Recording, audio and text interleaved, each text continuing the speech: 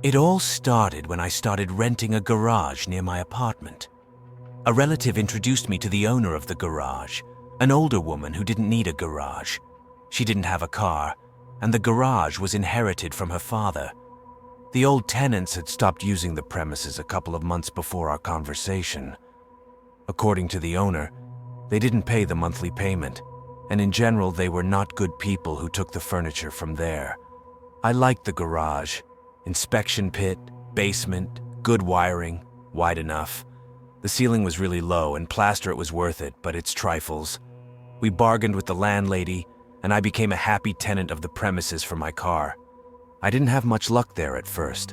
I got electrocuted, a giant scolopendra came out of the wall, the battery in the car died overnight, or the new lock, which I hinged, got stuck. The lock was a separate story. I had to call a friend who sawed off the lock. Sawed the lock at midnight. From the owners of neighboring garages learned that the previous tenant was a very decent man, so that inappropriate behavior he could not behave in any way. Then things did normalize. I would come to the garage in the morning, pick up the car, and bring it back in the evening. So it was about 2 months. I got used to it. In the garage, you could get away from the daily hustle and bustle. You drive your car in, turn off your phone, turn on the stereo louder and the air conditioner cooler, and sit and drink beer. Sometimes I sat with friends, but more often alone. It became a habit and became a prerequisite for events that I can hardly explain. One day, coming back from school, I sat in the garage and spent a wonderful evening drinking beer and listening to music. In the evening, I closed all the locks, left the garage, and went home. At home, I had a fight with my girlfriend, and I had no choice but to go back to the garage and spend the night. I unlocked the lock on the small garage door, went inside and turned on the light, and realized that the door wouldn't close from the inside. The lock was broken. Luckily, one of the previous owners had left a thick metal rod that fit perfectly into the outside slot on the lock. It's quite possible that it was once part of its design, but was later ripped off. After inserting the rod and checking that the door was securely closed, I made sure I could sleep without worrying about anything. Rolled down the windows, the seat. The garage was warm, even too warm at times, so getting cold at night would be problematic. Kicked the door open, checked all the locks one more time, climbed more comfortably inside the car, and tried to sleep. On the verge of sleep, I heard the sound of footsteps outside. At first, I thought it was the owner of one of the neighboring garages, but the footsteps didn't stop. It felt as if someone had approached my garage door and was purposefully stomping around. When about 5 minutes passed and the person outside continued to stomp around, I began to get seriously worried. Suddenly, there was some short but audible mooing from behind the door, and there was a thump on the door. The door didn't budge, and then there was another bang, and then the door felt as if it had been gripped from both sides and was being methodically wobbled. I stuck my head out of the car and watched in horror as the door wobbled. I opened the glove compartment with shaky hands and pulled out a small folding knife, then got out of the car.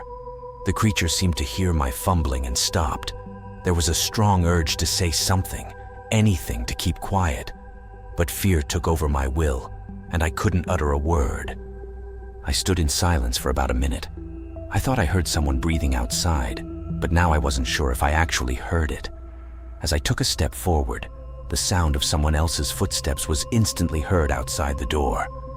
After waiting for a moment, I took 2 more steps and heard someone step twice on the other side. I began to shuffle from foot to foot by the car, and I heard something outside, as if duplicating my every move. I got desperate and took 3 steps towards the gate, and as I expected, I heard 3 footsteps coming from the other side, but I never realized if it was towards me or away from me. I was standing right in front of the gate and could now clearly hear someone breathing outside. I slammed the knife against the door and heard a fierce growl from outside, like that of some maddened animal, followed by a powerful ramming on the door. I jerked back and looked at the pin, which was hanging firmly in the lock, but bent slightly. There was a hissing sound on the other side of the door, and I heard stomping feet. The creature ran back and forth, then stopped. I was ready to weep when the footsteps resumed. As if disappointed, it stomped away. For a few more minutes, I waited in panic for it to continue. Then my anxiety subsided. I took a couple steps back, then turned around, walked leisurely to the car door, and got in. For some reason, I felt very calm quite quickly. I turned on the interior lights, the radio. I drank a Coke. So what if some hooligans were mocking a man? I was scared. I even managed to fall asleep. I woke up again with a feeling that something was wrong. I got up and found the engine running and the headlights on. The radio was out of tune, interference noise. All the windows were closed. The clock read 4:30. My calmness evaporated as suddenly as it had appeared. I couldn't wake up in the middle of the night, start the engine, upset the radio, turn on the headlights, and raise the windows, could I? I had no idea what was going on anymore. Turned off the radio, the headlights, turned off the engine, left the windows up. I raised the seat to a sitting position and clenched the knife in my hand. I decided to stay up till morning. It was no big deal. As long as I was awake, I was relatively safe. I sat like that for another 3 minutes until I heard a knock on the glass to my right. Behind the glass, something humanoid was hovering over the car. It had a human face, but its expression changed every second, becoming frowning or smiling. The skin was pale. The eyes were downcast, and the eyelids twitched slightly. The head was covered in a fine web of tangled black hair. Making a strange humming noise and tapping on the glass, the creature slowly moved its head back and forth. I was in a state of animal fear and could not think of anything, let alone do anything. I was in a complete daze. A knock, another knock. The rumbling increased, and it stood up, but not as people or animals do. The creature seemed to rise on some kind of cable, like a creepy puppet, and now all I could see was its torso. Spreading its arms, it grabbed my car from above and began to rock it. After pushing the car for a few seconds, the creature made the same rumbling sound and came down again. It grinned, as if furious that it couldn't get in.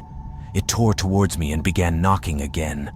The pounding turned to thumps, but as if weakened, it stopped trying, and with a few strange groans, it went down lower. I ran my eyes around the cabin and looked back. It wasn't there.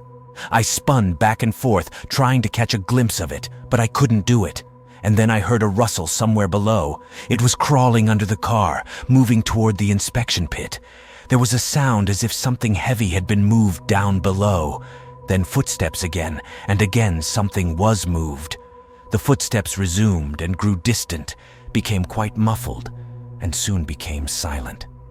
The next day, my girlfriend found me in the garage in a completely deranged state. She was worried about me, poor thing. Got me out of the car, locked the damn garage with the outside lock, took me home. The inner door with the rod had been knocked off its hinges, and the rod itself was lying on the ground. A week later, I drove the car out of the garage and drove away from there, leaving it open. I deleted the garage owner's number from my phone and added it to my blacklist. The car is parked outside the house. There are still scratches on the glass. I still don't sleep very well. I wake up a lot at night, and I still can't quite figure out what happened.